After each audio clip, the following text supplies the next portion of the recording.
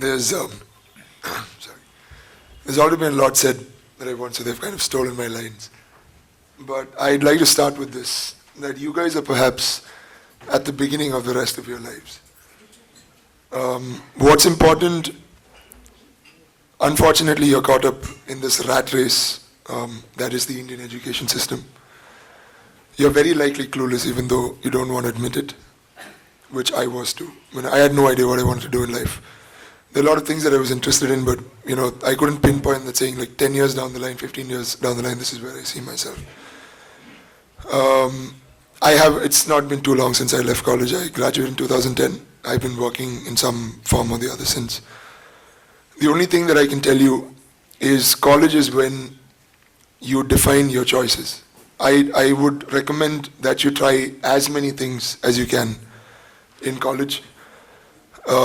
Not just from an academic academics will happen. Like if you, I don't know if it's still true today, but if you study in the Delhi University, whether you say college A offers economics honors, college B offers economics honors, ultimately you're going to be taking the same exam.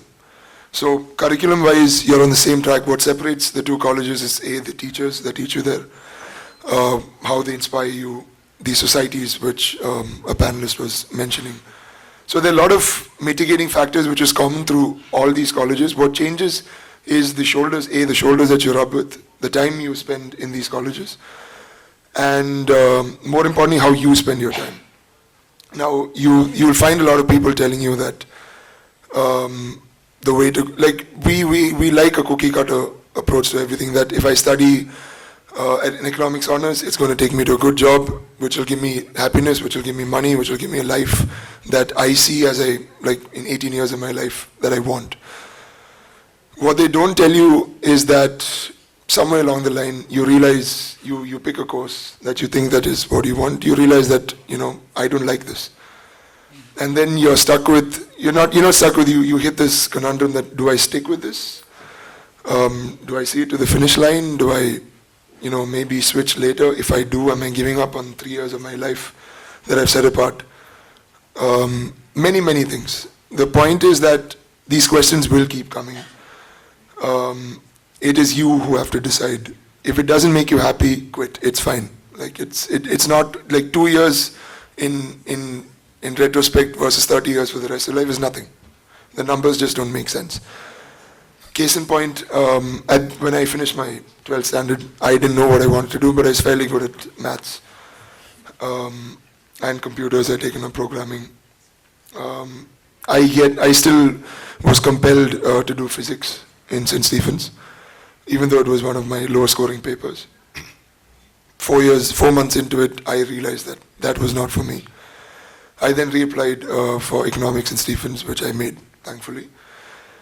And then I went on to join, I was placed out of college to a consultancy called Feedback Infra, which is where I met Deepak. I worked there for 2 years, gave me a fairly decent base to start it. Like the thing about consulting is it gives you, options. It's an avial of sorts that you can do many, many things afterwards. You don't have to specialize in anything. Like it gives you a good platform and gives you a taste of what a certain profession is. But I got bored. I really got bored. There was only so many spreadsheets and presentations and God knows what that I could, sitting behind a computer all day long. But that being said, I'm not like there's this this unfair assumption that there's the use of the word corporate grind, and yet there's so many people who do it and they're happy. And it can't be true, right? There's a lot of things that people do in the corporate world, also phenomenal things. It's just that some people are not built or made for it. You have to find what makes you happy at the end of the day. That search led me to a startup which was called the Stellar Children's Museum. The concept was learning through play for children ages 4 to 15. The idea is that you take them away from screens, you take them away from books. So if I want to teach you about gravity, I don't tell you F is equal to ma, I drop a ball and show you how.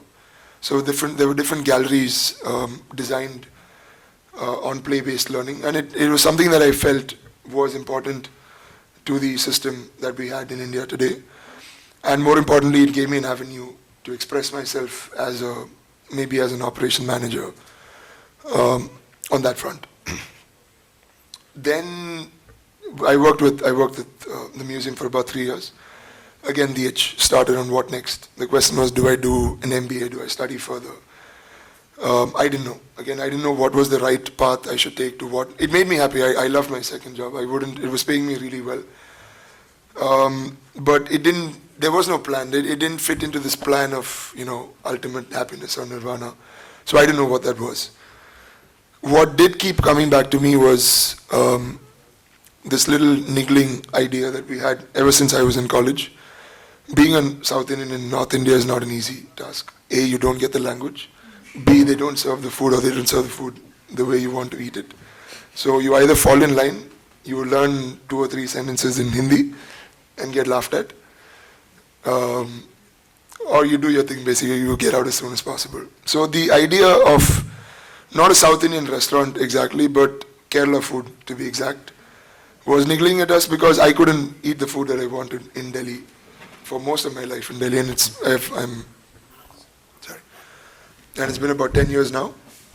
And through our college life, through my professional life, every single person I've encountered with the concept of eating Mallu food loved it. So the question was, people love it, there's a clear demand for this, but yet supply does not exist. So I revisited this idea with my classmate and schoolmate, Zach, who was a lawyer, he did physics and then went out to do law. And we figured that the time to do it was now. If we didn't do it now, we'd probably, study further, build up humongous loans to pay back that degree. And 10 years down the line, priorities change, outlooks change, and we might just not do it at all. So that's when the plan came in. It wasn't till we found something that we wanted to do independently. Once that came in, we figured, look, is this possible? Like, real estate is expensive. Are there returns to this? What will my parents think? That's the big P. That's a big P. No, and it's important. Like, see, the expectations will never end. Like, when you finish college, it's where do you do your post-graduation? When you finish your post-graduation, do you have a job which is worth doing? Sure. When you do that, are you climbing up at the rate that you should? It never ends. So the point I'm trying to make is, the variables will keep coming. The only choice that you have to make, the only one that's worth making, is, are you going to fight this rat race on your terms or on the terms that the system sets for you? And as long as you're willing to kind of tweak that trajectory that you take in this rat race, you'll be fine. There's no wrong answer to this. So I'm not doing the piece, but I'm just... Yeah, no, not the piece, but was opening a restaurant difficult? Yes, because primarily, in retrospect, there's always a better way to do something, and in the long run, we're all dead. So what we could have done better is maybe worked in the food industry before we started out. So I came from economics and a consulting background. My partner did physics and then law, so clearly nothing to do with food. I used to spend a lot of time in the kitchen to eat and to watch. I spent a lot of time with my grandmother, actually.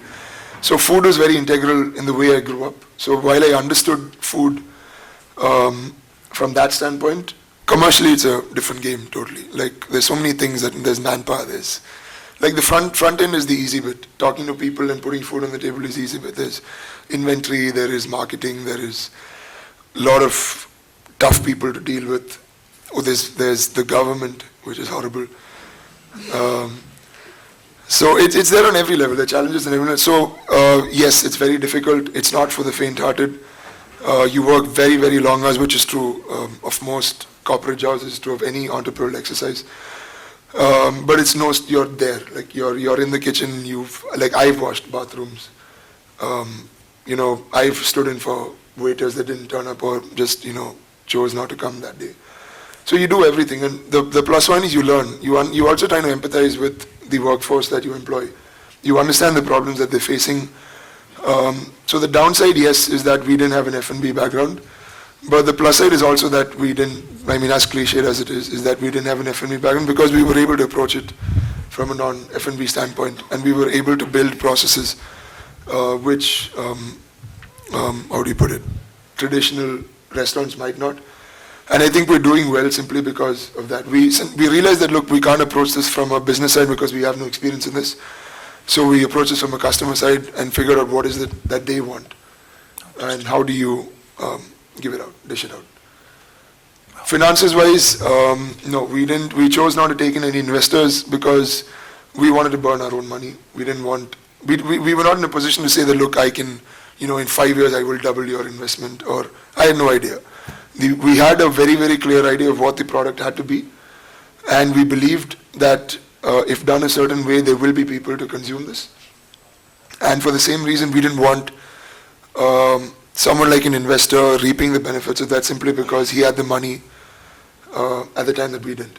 So we scrounged cash from here and there. We put in our own savings. My bank balance was 10,000 when we opened. It's still somewhere around there, but the business is sustainable. So we're building a brand which I think is worth a lot more. So are you going to expand? Are there going to be other We're actually outlets? opening a second branch in Kottayam in Kerala at the end of this month. We've got a turnover of around 4-5 crores right now. So I'd assume that the value is around 7, which is not bad. I mean, we're doing all right. Future is we'd like to take this to more places where Malu food does not exist, which means more into North India, places like Punjab, not the South Indian states, hopefully. But yeah, we have a path, but we're trying to grow this organically, and we'll see where it comes. It's fun. It's great fun.